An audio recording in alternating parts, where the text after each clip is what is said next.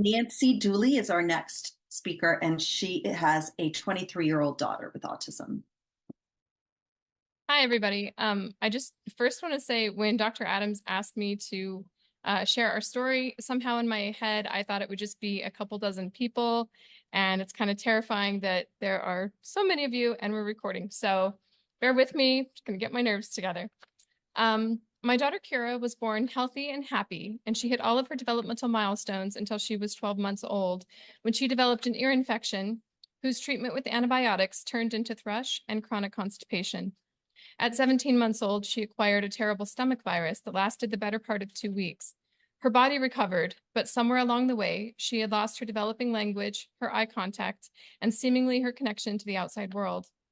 Fortunately, we were referred to the state for assessment right away, and she was diagnosed with autism at 20 months old. I always knew her immune system, specifically her gastrointestinal system, was involved. Whatever had happened to her body in those first months after turning 1 could surely be corrected, right? So we did years of various biomedical therapies and special diets, and they gave small improvements, but the constipation, lack of sleep, and behavioral problems continued. Then the diarrhea and vomiting began.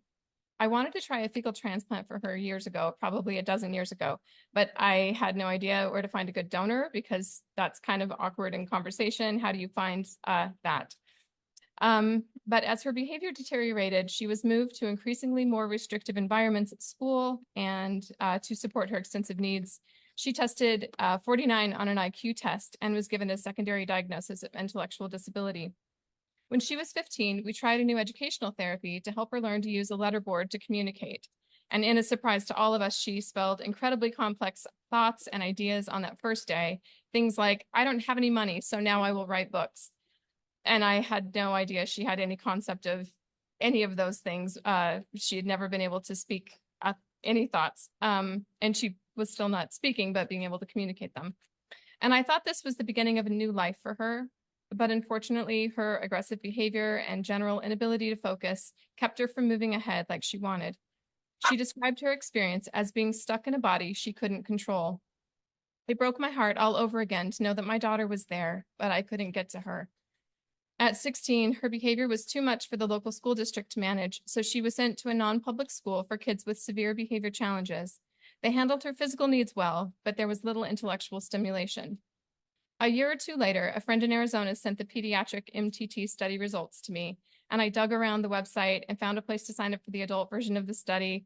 And then I crossed my fingers and I waited. And it was a few years later. I kind of didn't think that we would be part of the study because it was so long, but I got an email that she had been selected to join it, and I just ugly cried. I knew that this would help her. So we traveled to Phoenix 3 times for the study, and we found at the second visit that Kira had been in the placebo group, meaning that she hadn't received the vancomycin or the MTT for the first 10 weeks. But as disappointed as that was, we were happy that she was given 10 weeks of treatment at that point. While her results didn't happen immediately, they did happen. Her diarrhea that had been explosive and frequent stopped. And while her bowel movements weren't firm, they were better. The vomiting stopped. And a weird side effect, her teeth now develop very little tartar. So dentist appointments are fantastic, which, trust me, that was not the case before. What's really exciting, though, is her behavior and ability to focus. After treatment, her speech therapist at school transitioned her to spelling on an iPad. And soon, Kira was spelling poetry and making snarky comments and sharing her great wisdom and intellect. And last June, Kira graduated from her non-public school and gave the graduation speech through her iPad. She just finished her first year of college last year with straight A's and started fall semester this week on Monday.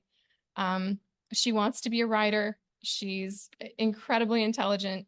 I believe that the MTT has helped to connect her brain to her body, allowing her to control her movements better and have the life she dreams of. I'd love to try another round of MTT for her, especially doing the vancomycin and then the full duration, because I think she would even have more improvements. That's my goal someday for her. And I asked her if she had anything to say about this experience, and this is what she typed. So this is her iPad, and this is her this is how she wanted to share her voice. The things I have been through have all led me to where I am today. I have so much respect for the men and women making scientific strides to better understand our complicated bodies. I'm not sure I can pinpoint what has changed in my body, but I know I feel the mental clarity I have long been waiting for. So I hope you could understand what she said there.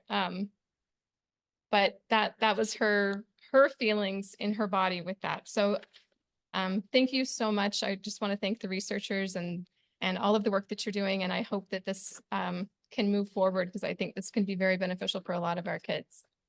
Thanks.